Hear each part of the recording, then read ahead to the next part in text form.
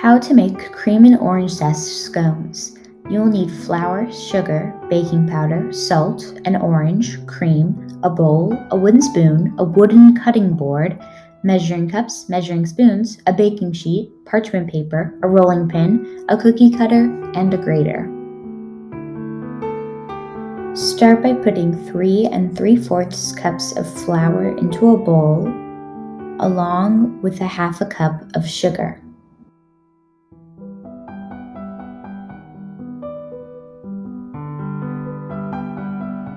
Mix until combined.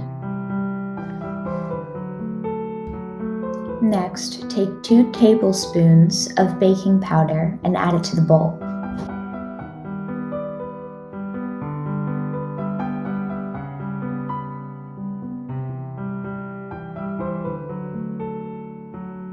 Then get a teaspoon of salt and once again add it to the bowl.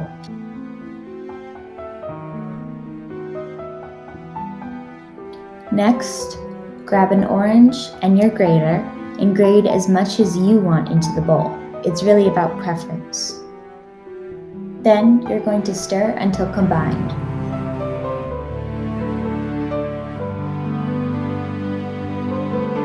Then get 2 1/2 cups of heavy cream. It's important to make sure that the cream has had time to chill in the freezer and leave it in until the very last moment.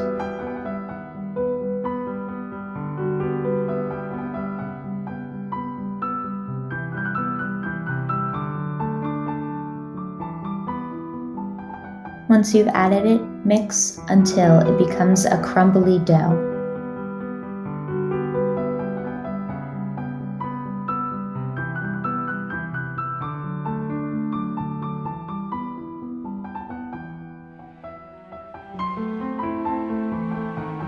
Next, grab your wooden cutting board and take about half of the dough and place it on there. Now you're going to slightly knead the dough. Make sure there are no holes on either side and make sure that it's relatively even.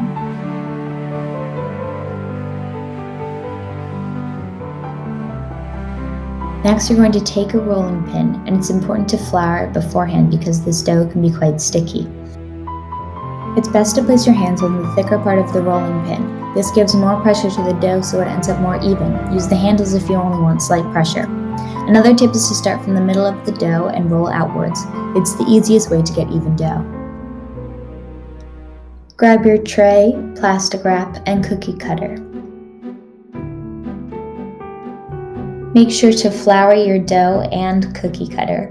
Now, I forgot to flour the inside of my cookie cutter, but if this happens to you, just press along the edges of where the cookie cutter and the dough meet, and it will eventually pop out.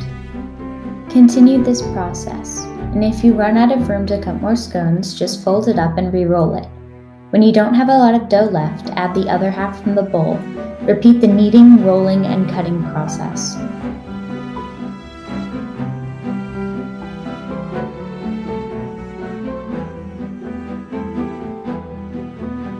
Every time I make these scones, I never have enough dough to properly cut the last one. If this happens to you, just form the excess dough into a disc shape and try to make it the same thickness as the others. Now, take a small piece of plastic wrap and place your scone in the center.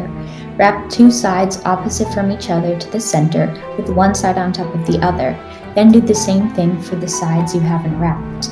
Place the scones with the wrapped side down onto the tray and repeat.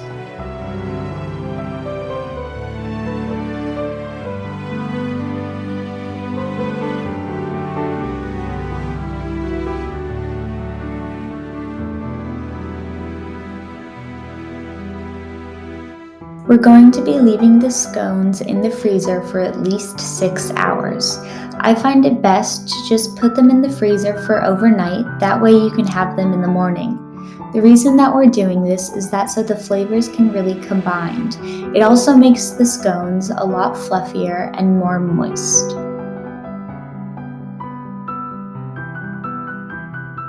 I left my scones in overnight, but you can do it however you want. Preheat your oven to 350 and grab a baking tray. Take your scones out of the freezer and grab some parchment paper.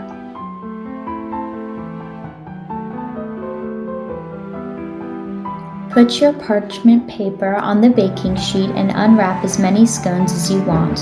If you're planning to save some for later, it's best to keep them frozen and in the freezer so they don't dry out. Leave your scones in the oven for 30 minutes or until you see the top of the scones crack.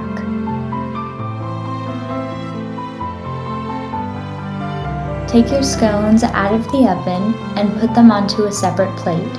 Be sure to be careful because they are very hot when they come out. And there you go.